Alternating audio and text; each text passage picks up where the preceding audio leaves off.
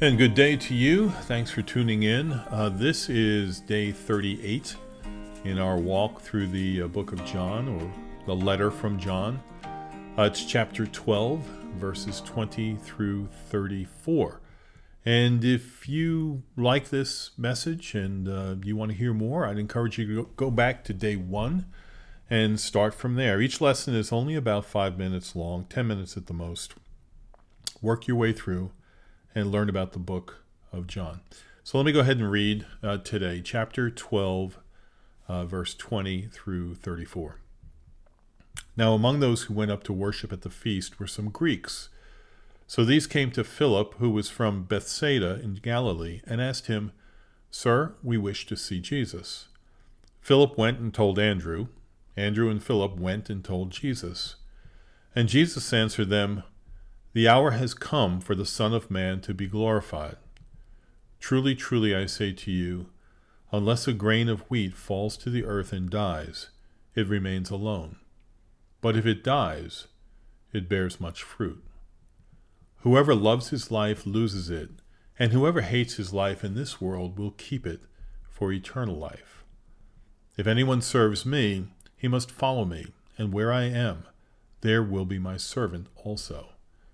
If anyone serves me, the Father will honor him. Now is my soul troubled. And what shall I say? Father, save me from this hour? But for this purpose I have come to this hour. Father, glorify your name." Then a voice came down from heaven and said, "I have glorified it, and I will glorify it again." The crowd that stood there and heard it said that it had thundered. Others said, "An angel has spoken to him."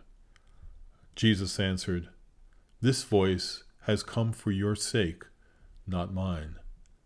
Now is the judgment of this world. Now will the ruler of this world be cast out. And I, when I am lifted up from the earth, will draw all people to myself." He said this to show by what kind of death he was going to die. So the crowd answered him, "We have heard from the law that the Christ remains forever. How can you say that the Son of Man must be lifted up? Who is this Son of Man?" Okay, so we really don't know anything about these Greeks that are referred to here.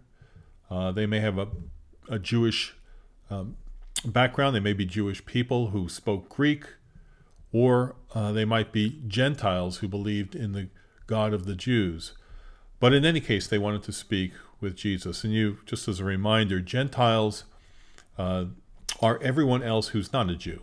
So they might have been Jews that spoke Greek that they're talking about here, or it might have been non-Jews that believed in the God of the Jews and wanted to speak with Jesus.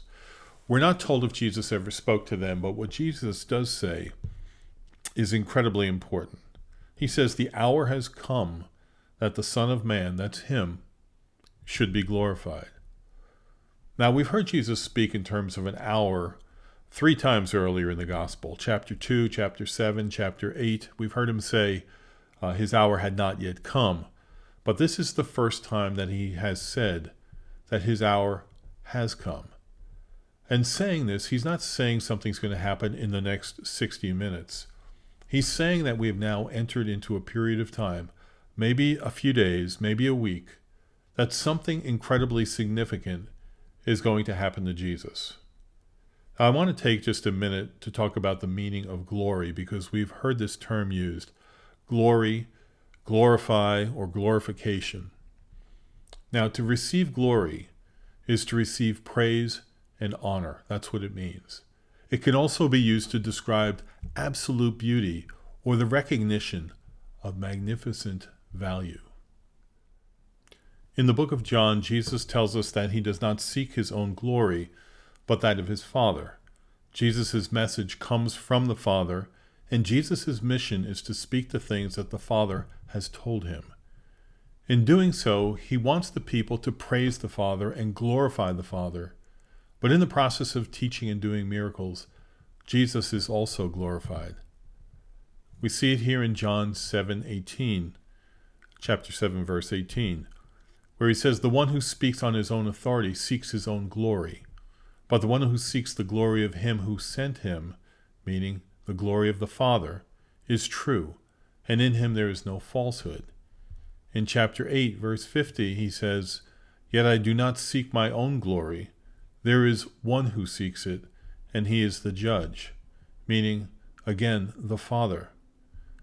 John 8:54, Jesus answered, "If I glorify myself, my glory is nothing. It is my Father who glorifies me, of whom you say, he is our God." And in John 11, chapter 11, verse 4, it says, "But when Jesus heard it, he said, 'This illness does not lead to death. It is for the glory of God, so that the Son of God may be glorified through it.'" And in today's episode, chapter 12, verse 28, Jesus says, "Father, glorify your name." Then a voice came from heaven, "I have glorified it, and I will glorify it again." This is what Jesus is about. This is what God is about.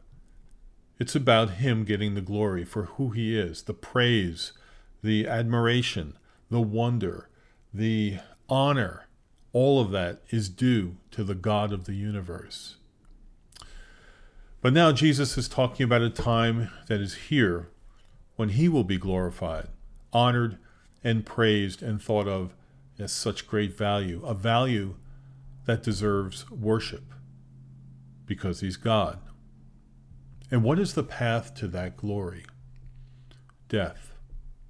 He uses a word picture that we've not heard before, telling us that like a grain of wheat must be put into the ground to produce more wheat. He was saying he must die in order to produce a crop of people who believe in the Father. And who are those people? They are not people who love the lives they have in this world and refuse to obey or even acknowledge God. Those people are destined for eternal punishment. They are already condemned and will stay that way. No, the people who believe in Jesus and the Father are those who are willing to walk away from anything that this life has to offer. Said in a hyperbolic way, by comparison to a life of following Jesus, this life is a life to hate. They hate it and are willing to do whatever it takes to have the riches that last forever, that is, the forgiveness from God and a relationship with him. Jesus says, "Now my soul is troubled. And what shall I say? Father, save me from this hour? But for this purpose I have come to this hour. Father, glorify your name." The extent of suffering that Jesus is walking into, we cannot even imagine. He's asked a rhetorical question. What shall I say? Save me from this hour? The response is, why would I even ask that question when this is exactly what I came into the world for? The Bible has many titles for Satan, or the devil. He roams the earth like a roaring lion, looking to devour people. He's also called the ruler of this world, although he can do nothing if God does not permit it. He's the one who tempted Eve to eat the forbidden tree, and as a result of Eve's sin, death came into the world. We're moving toward a time where Jesus will die a sacrificial death and rise from his grave, victorious over death itself. In that way, Satan will be defeated or cast out. When Jesus says he will be lifted up from the earth, he's talking about being nailed to a cross. It will be through this monumental event that the Spirit will draw people from all over the world to believe in Jesus. The crowd, still not understanding, says the law claims the Christ will live forever. In fact, even though Jesus dies, he will rise from the dead and live forever. Let's wrap it up. Jesus is now entering the last phase of his life. He continues to teach the crowds and us that those who follow him must have a mindset that is willing to give up anything they love in this life in order to follow Jesus. The message is simple. If your focus and love are for the things that you're already experiencing in this world, you will not be able to devote yourself to following the ways of Jesus.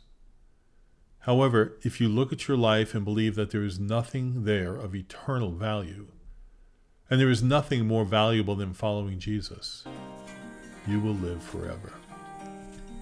My question to you, what are you willing to do? Please think about it. Thanks for listening, and I hope to see you next time.